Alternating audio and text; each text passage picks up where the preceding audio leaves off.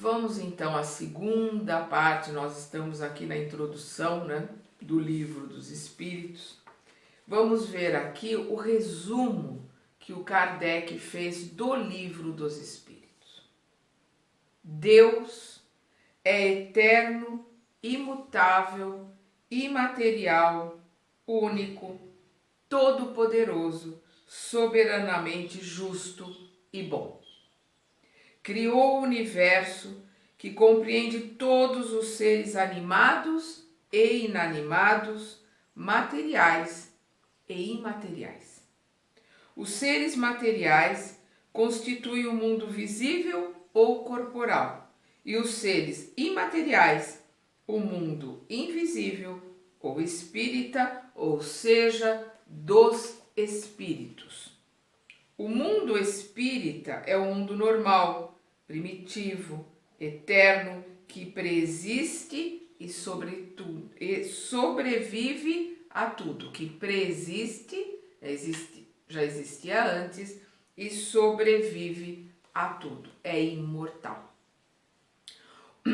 O mundo corporal é apenas secundário, poderia parar de existir ou jamais ter existido sem que isso alterasse a essência do mundo espírita.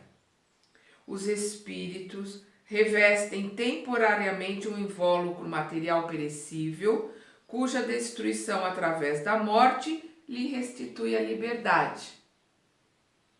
Entre as diferentes espécies de seres corporais, Deus escolheu a espécie humana para a encarnação dos espíritos que atingem um certo grau de desenvolvimento. E é isso que dá à raça humana a superioridade moral e intelectual sobre as outras espécies. A alma é um espírito encarnado cujo corpo é apenas o envoltório. Então, por isso que nós estamos sempre relembrando que Kardec coloca, alma é o espírito encarnado, espírito é o desencarnado. Então, aqui ele coloca a alma é um espírito encarnado cujo o corpo é apenas o envoltório, uma vestimenta que nós usamos aqui para podermos aprender, estudar, melhorar, crescer, nos tratarmos aqui nesse planeta. Há três coisas no homem. Primeira, o corpo ou ser material semelhante ao dos animais e animado pelo mesmo princípio vital. A segunda, a alma ou ser imaterial, espírito encarnado no corpo. A terceira, o laço que une a alma ao corpo, princípio intermediário entre a matéria e o espírito. O homem tem então duas naturezas. Por meio de seu corpo, ele participa da natureza dos animais, dos quais possui os instintos. Por meio de sua alma, participa da natureza dos espíritos. Então, com o corpo, participa do mundo, como os animais tendo instinto, e com o espírito, ele participa do mundo verdadeiro, que é o mundo espiritual. Eu vou repetir a colocação do Kardec. O homem tem duas naturezas. Por meio do seu corpo, ele participa da natureza dos animais, dos quais possui os instintos. Por meio de sua alma, espírito encarnado, participa da natureza dos espíritos. A ligadura ou perispírito, palavra também colocada por Kardec, por princípios botânicos, Então, a ligadura ou perispírito, que une o corpo e o espírito, é uma espécie de envoltório semimaterial. A morte é a destruição do envoltório mais grosseiro. O espírito conserva o segundo, que constitui para ele um corpo etéreo, né, um corpo sutil, invisível para nós em seu estado normal, mas que pode acidentalmente tornar-se visível e até mesmo palpável, tal qual acontece no fenômeno das aparições. Assim, o espírito não é um ser abstrato, indefinido, que só o pensamento pode conceber. É um ser real, circunscrito, que em certos casos é perceptível aos sentidos da visão, da audição e do tato.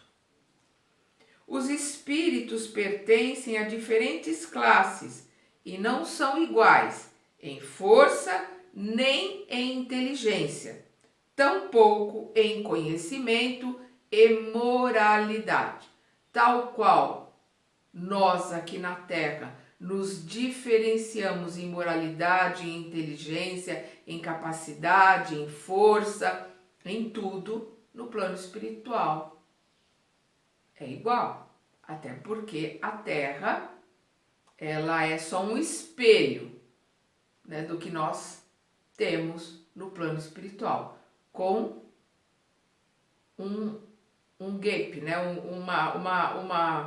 um degrau de diferenciação. Toda a ciência, todo o conhecimento vem do plano espiritual para a Terra, para o plano dos encarnados. Os espíritos estudam, se aprimoram lá e trazem para a Terra o conhecimento quando encarnam, são assessorados pelos espíritos desencarnados, né, pelos espíritos.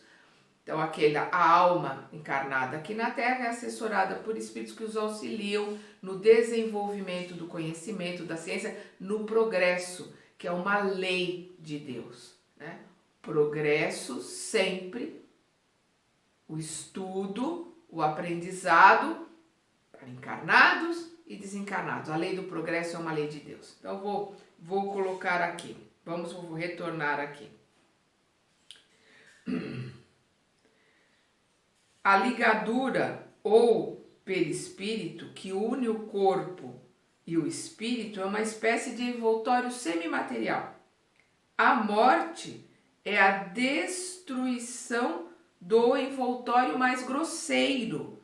O espírito conserva o segundo, né? Conserva o perispírito, que constitui para ele um corpo etéreo, invisível para nós em seu estado normal, mas que pode acidentalmente tornar-se visível e até mesmo palpável, tal qual acontece nos fenômenos das aparições.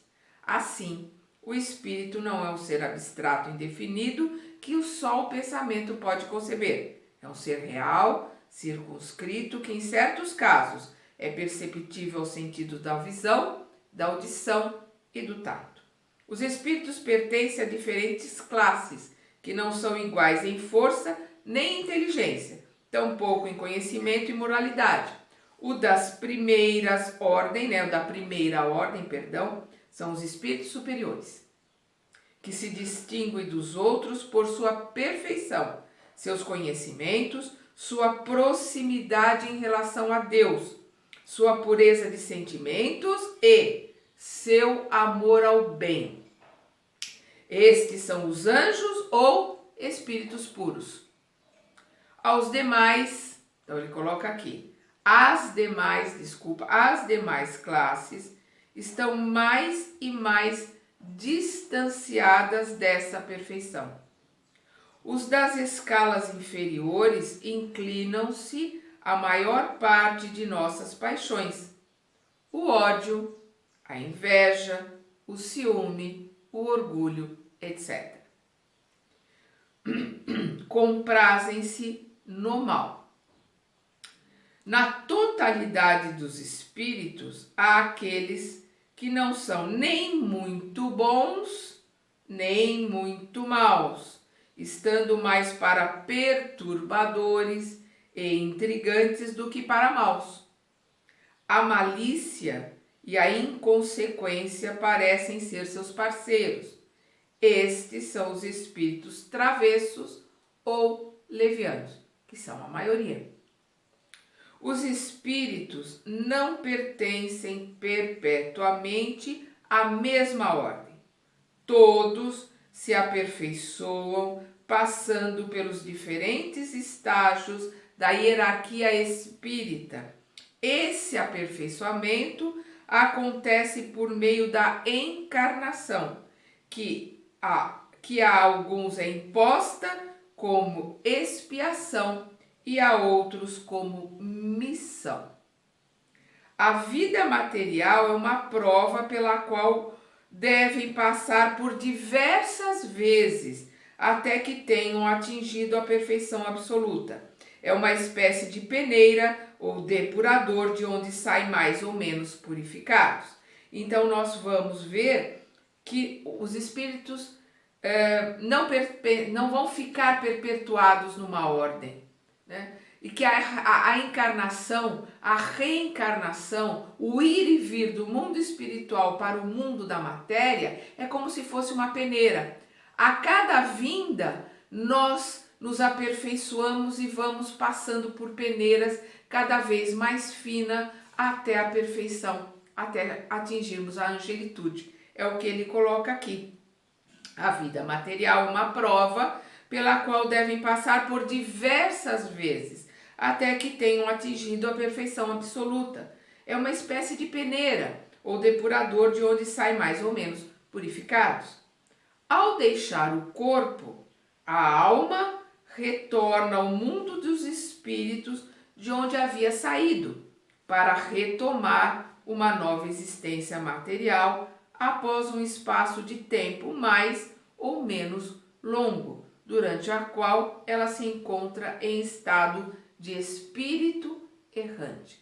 Por isso que a gente fala que a erraticidade é o lugar, é o estado que o espírito está necessitado ainda de reencarno. Então, quando a gente fala aqueles que estão na erraticidade, são aqueles que ainda têm necessidade de reencarnar na Terra para aprender. Os espíritos que estão acima desse estado são espíritos que já atingiram um conhecimento tal que não precisam reencarnar na Terra. Eles já atingiram o aprendizado do máximo. É aquele que chegou num estágio que ele não tem mais como aprender ali naquele colégio. Ele precisa mudar para uma faculdade. Aí ele atinge um estágio que ele vai para um mestrado, para poder aprender a ensinar, aprender a ser professor. Aí ele vai para um estado em que ele vai para um doutorado, onde ele vai aperfeiçoar todo o conhecimento e por aí vai. É como o plano espiritual, é da mesma forma. Vamos subindo os degraus da escada e a cada degrau é um conhecimento, é um aperfeiçoamento. E a cada estágio de aperfeiçoamento, um lugar de aprendizado. A Terra vai até um certo ponto e quando se aprendeu tudo que a Terra podia ensinar, se sobe o degrau e se continua o estudo em outros estágios de aprendizado. Eu vou repetir esse pedaço aqui porque às vezes as pessoas não entendem o que é nessa questão do espírito errante, o espírito que está na erraticidade. Ao deixar o corpo, a alma retorna ao mundo dos espíritos, de onde havia saído, para retornar a uma nova existência material após um espaço de tempo mais ou menos longo, durante o qual ela se encontra em estado de espírito errante. Partindo do fato de que o espírito deve passar por diversas encarnações, conclui-se que todos nós tivemos diversas existências e que ainda teremos outras, mais ou menos aperfeiçoadas, seja na Terra ou em outros mundos, conforme a necessidade de aprendizado. A encarnação dos espíritos sempre acontece na espécie humana.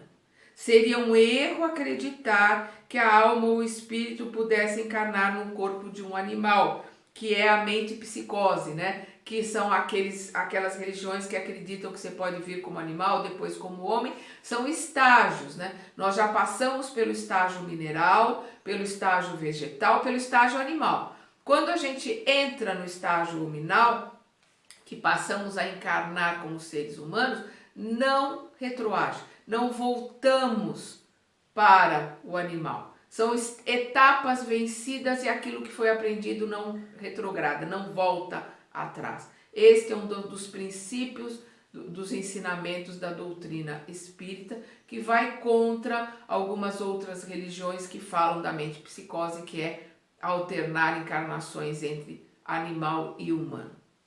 Então nós vamos começar a ver as diferenças em doutrinas que são espiritualistas, né, e a doutrina espírita. As diferentes existências corporais do espírito são sempre progressivas e nunca regressivas, mas a velocidade do progresso depende dos esforços que faça para atingir a perfeição. Então cada um caminha no seu passo, no seu estágio, na sua vontade e pelo seu livre-arbítrio. Todos nós saímos do átomo, da mônada, lá começamos simples e ignorantes e vamos atingir o arcanjo, né? Vamos atingir a angelitude, conforme o nosso livre-arbítrio, conforme a nossa vontade de aprender, conforme o nosso ritmo. As qualidades da alma são as do espírito encarnado. Assim, o homem de bem é a encarnação do espírito bom e o homem perverso de um espírito impuro, de um espírito ignorante do bem, mas que é perfectível, que como todos nós um dia chegará também à angelitude. Ninguém ficará perdido no caminho. Vamos lembrar Jesus. Ele veio para os doentes. Nenhuma ovelha será perdida no seu rebanho.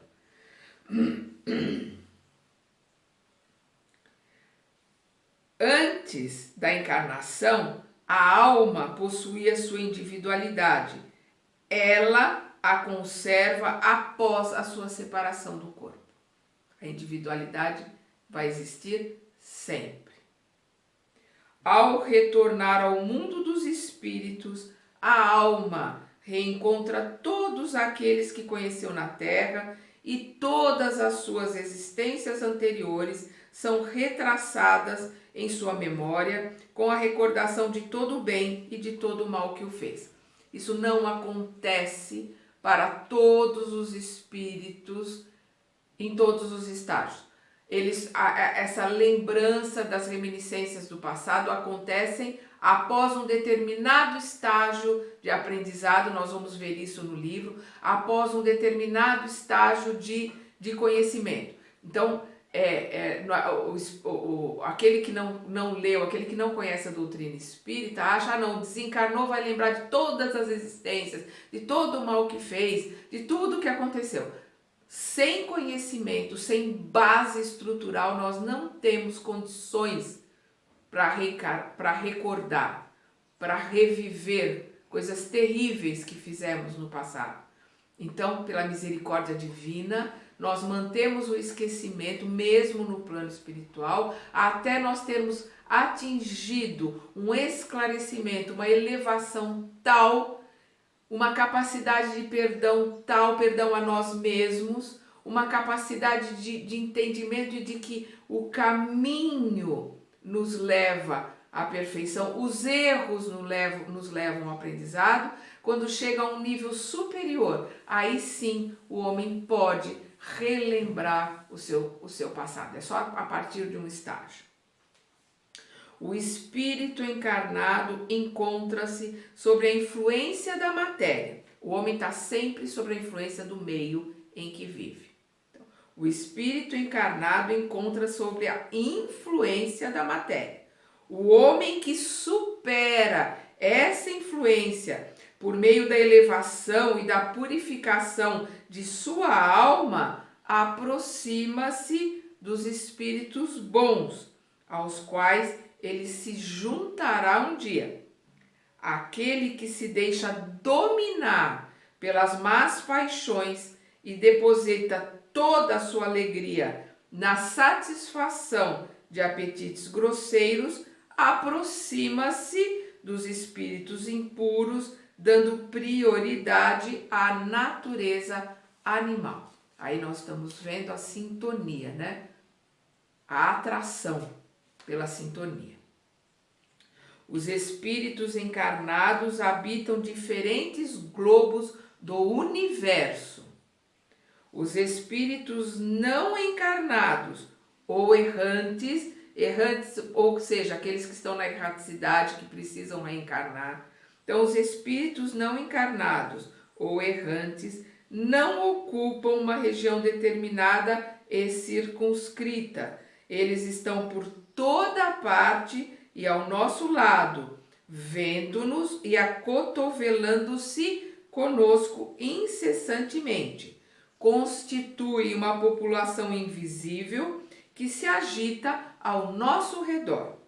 Os espíritos exercem uma ação ininterrupta sobre o mundo moral e inclusive sobre o mundo físico. Eles agem sobre a matéria e sobre o pensamento e constituem uma das forças da natureza, causa eficaz de uma grande quantidade de fenômenos até então inexplicados ou mal explicados e que só encontram uma solução racional no espiritismo. As relações dos espíritos com os homens são constantes. Os bons espíritos nos incitam ao bem, nos sustentam nas provações da vida e nos ajudam a suportá-las com coragem e resignação. Os maus nos incitam ao mal, mas eles é uma lei Os maus nos incitam ao mal. Para eles é uma alegria ver-nos sucumbir e nos assemelhar a eles. As comunicações dos espíritos com os homens, as comunicações dos espíritos com os homens são ocultas ou ostensivas. As comunicações ocultas acontecem por meio da boa ou má influência que os espíritos exercem sobre nós. Sem o sabermos, cabe ao nosso julgamento discernir as boas das más inspirações.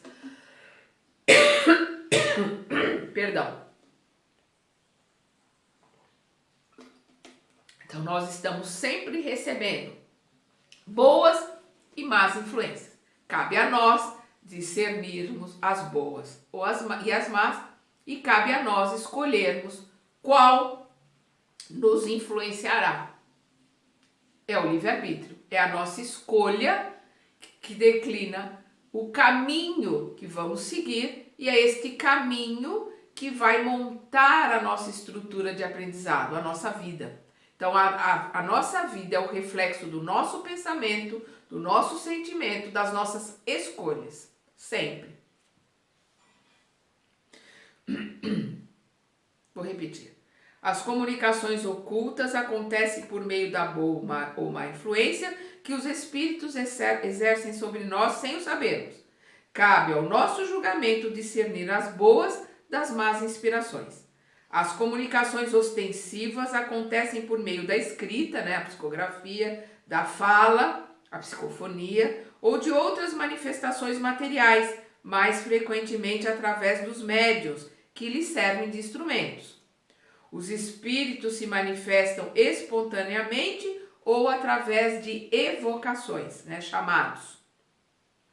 Podemos evocar, podemos chamar todos os espíritos, tanto os que animaram homens obscuros, como os de personagens mais ilustres, seja qual for a época em que viveram, os de nossos parentes, de nossos amigos ou de nossos inimigos, obtendo deles, por meio de comunicações escritas ou verbais, conselhos, informações sobre sua situação de além-túmulo, seus pensamentos a nosso respeito, assim como as revelações que lhes são permitidas fazermos.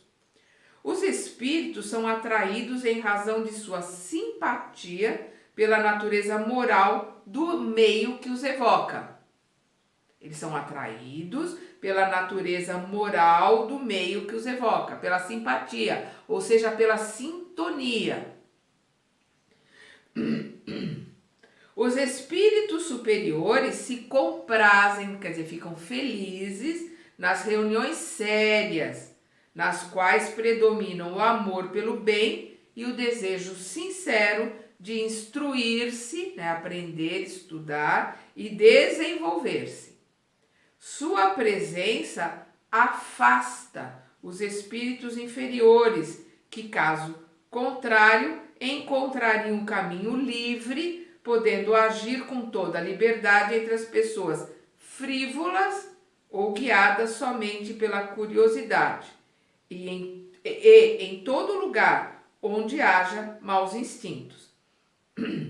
Sua presença, quer dizer, a presença dos espíritos superiores afasta os espíritos inferiores. Mas para ter a presença dos espíritos superiores, ali precisam estar encarnados que querem estudar, que querem aprender, que querem se melhorar. E aí eles afastam aqueles que são frívolos, aqueles que querem deturpar a reunião. Mas as reuniões onde predomina espíritos desinteressados de estudo, frívolos, que vão atrair por similaridade, por simpatia, espíritos iguais a eles, paderneiros, desordeiros, frívolos, que não querem nada com nada.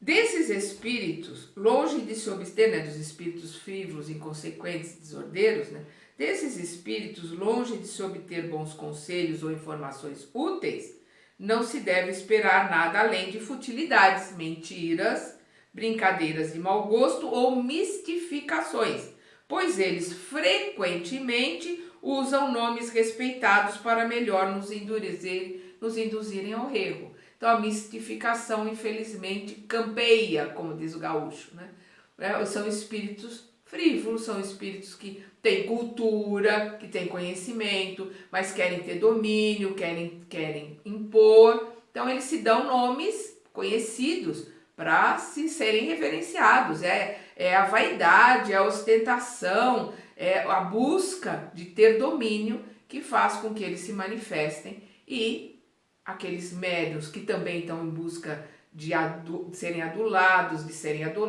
adorados, que têm o personalismo como meta, querem mostrar que são melhores, que são vaidosos, que querem reverência.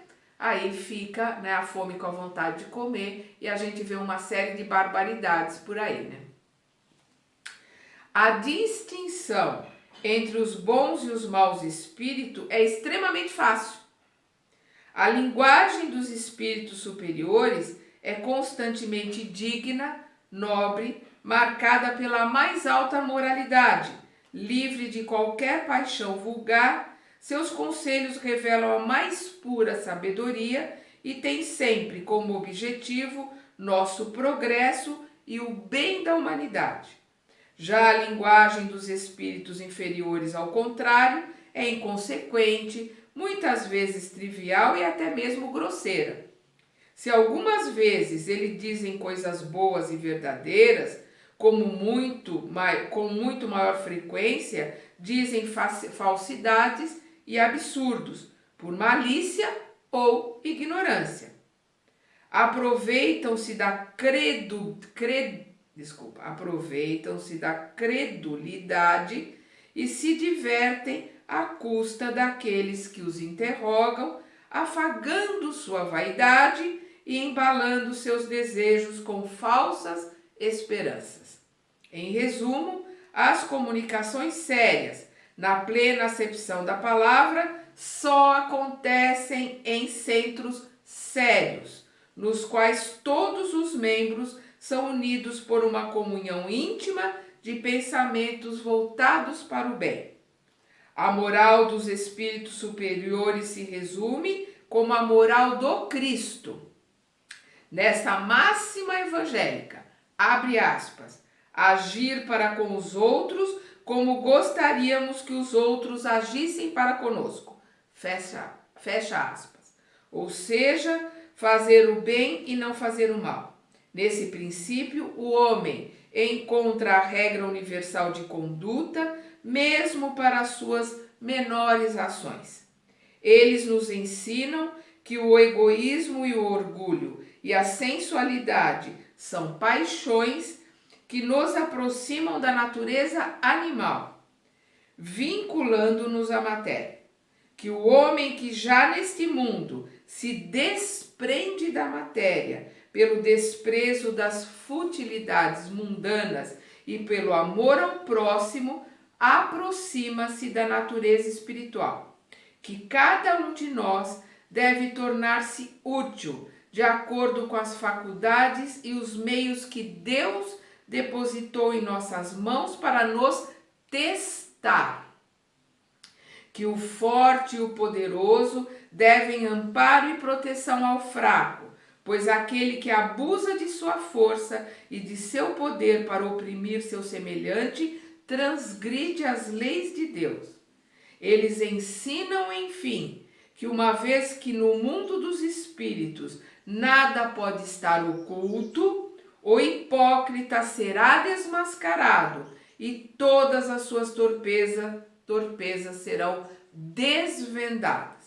Que a presença inevitável e constante daqueles que prejudicamos é um dos castigos que nos são reservados. Que as dores e os prazeres que nos são desconhecidos na terra correspondem ao estado de inferioridade e superioridade dos espíritos. Mas eles nos ensinam também que não há erros imperdoáveis, isto é o mais importante. Eles nos ensinam também que não há erros imperdoáveis, que não possam ser apagados por meio da expiação. Somos todos perfectíveis, todos nós caminharemos pela angelitude. O tempo que isso levará que depende de nós. Eu vou repetir. Mas eles, os espíritos superiores, nos ensinam também que não há erros imperdoáveis que não possam ser apagados por meios da expiação. O homem encontra nas diferentes existências o meio que lhe permite avançar conforme seu desejo e seus esforços, na trilha do progresso, rumo à perfeição, que é seu objetivo final. Eu vou repetir. O homem encontra nas diferentes existências o meio que lhe permite avançar conforme seu desejo e seus esforços na trilha do progresso rumo à perfeição, que é seu objetivo final. Este é o resumo da doutrina espírita. Esse é o resumo das perguntas e respostas que nós veremos aqui ao longo do nosso estudo. Temos aqui pela frente 119 perguntas e respostas. O Kardec continua aqui com coisas muito interessantes na introdução desse livro, que nós veremos na terceira parte, na próxima parte da introdução.